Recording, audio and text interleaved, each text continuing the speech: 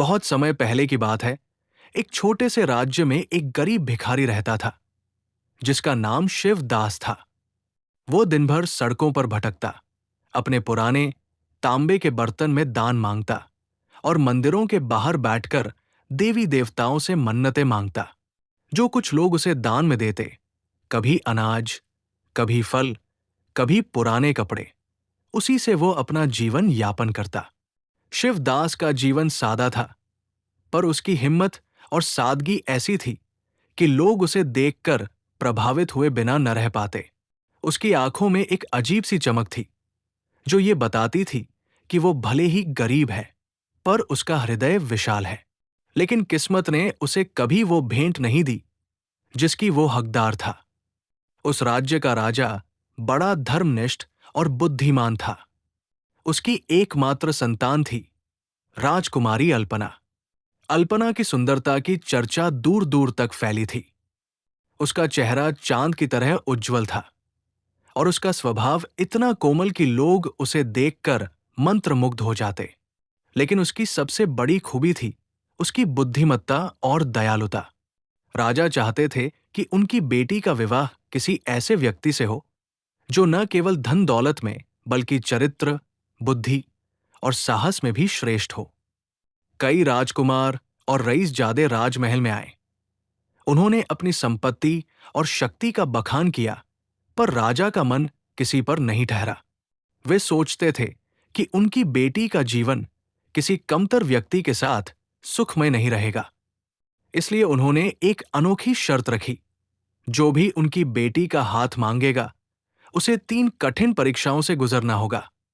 एक दिन शिवदास निचले बाजार की एक गली में बैठा था। उसका बर्तन खाली था और वो थका हुआ सूरज की तपिश में एक पेड़ की छाव में विश्राम कर रहा था। तभी उसकी नजर एक अनोखी घटना पर पड़ी। एक घायल हिरण, जिसकी टांग से खून बह रहा था, जंगल से लंगड़ाता हुआ बाहर निकला। उसका शरीर कमजोर था और वो दर्द से कराह रहा था। हिरण धीरे धीरे शिवदास की ओर बढ़ा, मानो उससे मदद मांग रहा हो। शिवदास का दिल पसीज गया। उसने सोचा, मैं भले ही गरीब हूं, पर इस प्राणी की जान बचाना मेरा धर्म है। शिवदास ने अपनी सारी हिम्मत जुटाई। उसने अपनी झोली से एक पुरानी रस्सी और एक फटा हुआ कपड़ा निकाला। धीरे धीरे, डरते हुए, वो हिरण के पास गया। हिरण ने उसकी ओर देखा। उसकी आंखों में एक अजीब सी शांति थी। शिवदास ने उसे प्यार से सहलाया और धीरे से उसकी टांग को बांधा। फिर वो उसे अपनी छोटी सी झोपड़ी की ओर ले गया। उसने हिरण को पानी पिलाया, कुछ जंगल से लाए फल खिलाए और उसकी टांग के जख्म को साफ कर मरहम पट्टी की। उसने अपनी पुरानी चादर फाड़कर हिरण के लिए बिस्तर बनाया और रात भर उसकी देखभाल की। दिन बीतते गए और हिरण धीरे धीरे स्वस्थ होने लगा। उसकी टांग ठीक हो रही थी और उसकी आंखों में फिर से चमक लौट आई। लेकिन एक रात, जब चांद आसमान में चमक रहा था, कुछ ऐसा हुआ जिसने शिवदास को चौंका दिया। हिरण ने बोलना शुरू किया। उसकी आवाज गहरी और शांत थी, जैसे कोई ऋषि बोल रहा हो। उसने कहा, हे शिवदास, तुमने मेरी जान बचाई। मैं तुम्हारा कृतज्ञ हूं। मेरा नाम केजीपा है और मैं कोई साधारण हिरण नहीं।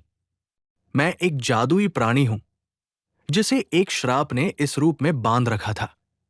तुम्हारी दया ने मुझे नया जीवन दिया है। अब मैं तुम्हारी सहायता करना चाहता हूं। शिवदास ये सुनकर दंग रह गया। उसने कभी सपने में भी नहीं सोचा था कि उसका एक साधारण सा काम इतना बड़ा चमत्कार ला सकता है। केजीपा ने आगे कहा, कल राजमहल में एक बड़ा अवसर आने वाला है। राजा अपनी बेटी के लिए वर चुनने के लिए 3 कठिन परीक्षाएं आयोजित करेंगे।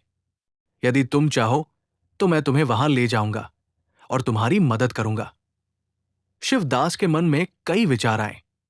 वो सोचने लगा, मैं एक गरीब भिखारी, मेरा राजमहल में क्या काम? लोग मुझ पर हंसेंगे। लेकिन फिर उसने अपने दिल की आवाज सुनी। उसने सोचा, यदि ये अवसर मेरे सामने आया है तो इसे ठुकराना ठीक नहीं। उसने केजीपा की बात मान ली। अगले दिन सुबह केजीपा ने अपनी जादुई शक्ति दिखाई। उसने शिवदास को अपनी पीठ पर बिठाया और दोनों हवा में उड़ते हुए राजमहल पहुंचे।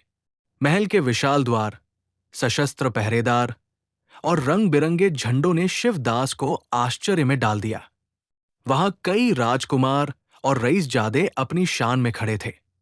उनकी पोशाकें सोने चांदी से जड़ी थी और उनके साथ नौकर चाकर थे। शिवदास के फटे हुए कपड़े और साधारण चेहरा उनके बीच बिल्कुल अलग दिख रहा था। कुछ लोग उसकी ओर देखकर हंसे, पर शिवदास ने इसकी परवाह नहीं की। राजा ने सभा में घोषणा की, जो भी मेरी बेटी अल्पना से विवाह करना चाहता है, उसे 3 कठिन परीक्षाओं से गुजरना होगा। पहली परीक्षा साहस की, दूसरी बुद्धि की और तीसरी ईमानदारी की। जो इन तीनों में सफल होगा, वही मेरी बेटी का पति बनेगा। पहली परीक्षा थी एक विशाल नदी को पार करने की। वो नदी इतनी गहरी और तेज थी कि उसमें भंवर पड़ रहे थे। कई राजकुमारों ने कोशिश की, लेकिन वे या तो डरकर पीछे हट गए या नदी के तेज बहाव में बह गए। शिवदास भी नदी के किनारे खड़ा था। उसका दिल धड़क रहा था। तभी केजीपा ने उसके कान में फुसफुसाया, ये लो, ये जादुई मोती है, इसे नदी में फेंक दो। शिवदास ने मोती को नदी में फेंका और तुरंत एक सुनहरा पुल प्रकट हुआ। शिवदास हंसते हुए उस पुल पर चलकर नदी पार कर गया। सभा में मौजूद लोग आश्चर्य से देखते रह गए। दूसरी परीक्षा थी बुद्धि और ज्ञान की। राजा ने एक गहरा प्रश्न पूछा, परम धर्म क्या है? कई राजकुमारों ने लंबे लंबे उत्तर दिए। किसी ने कहा, परम धर्म युद्ध में विजय है, तो किसी ने कहा, परम धर्म धन दौलत बांटना है। लेकिन जब शिवदास की बारी आई, उसने सादगी से कहा, परम धर्म वो है जिसमें हम सबकी सेवा करें, सबके साथ समान व्यवहार करें और जो कुछ हमारे पास है उसे जरूरतमंदों में बांटें। उसका जवाब इतना सरल और गहरा था कि राजा और सभा के लोग स्तब्ध रह गए। राजा ने मुस्कुराते हुए कहा, यह जवाब मेरे हृदय को छू गया।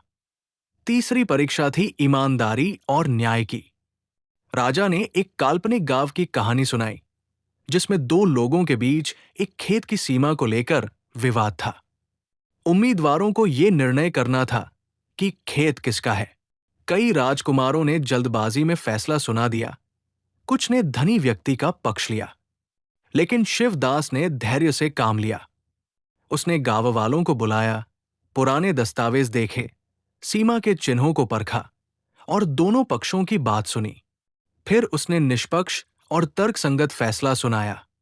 उसका निर्णय इतना सटीक था कि राजा ने तालियां बजाईं।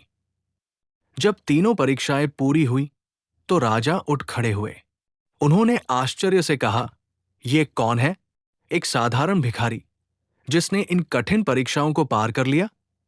राजकुमारों ने शिवदास को तिरस्कार की नजरों से देखा, पर राजा ने कहा, मैंने आज सीखा कि असली धन चरित्र और धर्म में है, न कि सोने चांदी में। शिवदास ने विनम्रता से कहा, महाराज, मेरा उद्देश्य किसी का अपमान करना नहीं था। मैंने केवल वही किया जो मुझे सही लगा। उसकी बातों में सच्चाई और शांति थी। तभी राजकुमारी अल्पना सभा में आई। उसने शिवदास को देखा और मुस्कुराई। उसने कहा, मैंने तुम्हारी परीक्षाओं की कहानी सुनी है। तुम्हें साहस, बुद्धि और दया है। मैं तुम्हारे साथ जीवन बिताना चाहूंगी। राजा ने अपनी बेटी की इच्छा का सम्मान किया और शिवदास को विवाह की अनुमति दी। राजमहल में धूमधाम से विवाह हुआ। शिवदास और अल्पना की जोड़ी को देखकर सारा राज्य खुशी से झूम उठा। लेकिन कहानी यही खत्म नहीं हुई। शिवदास ने राजा के रूप में कई वर्षों तक शासन किया। उसने गरीबों की सेवा को अपना पहला कर्तव्य बनाया। उसने स्कूल और अस्पताल बनवाए, अन्याय के खिलाफ लड़ाई लड़ी और अपने राज्य को इतना समृद्ध और न्यायपूर्ण बनाया कि उसकी चर्चा दूर दूर तक होने लगी। केजीपा, वो जादुई हिरण, हमेशा उसके साथ रहा। जब भी संकट आया, केजीपा ने उसकी रक्षा की। शिवदास, अल्पना और केजीपा की कहानी पीढ़ी दर पीढ़ी सुनाई गई। लोग कहते, जब तुम किसी की निस्वार्थ मदद करते हो तो वो तुम्हारी सबसे बड़ी दौलत बन जाता है। और इस तरह एक भिखारी की दया ने न केवल उसका जीवन बदला, बल्कि एक पूरे राज्य को नई दिशा दी। ऐसी ही कहानी सुनने के लिए चैनल सब्सक्राइब करें।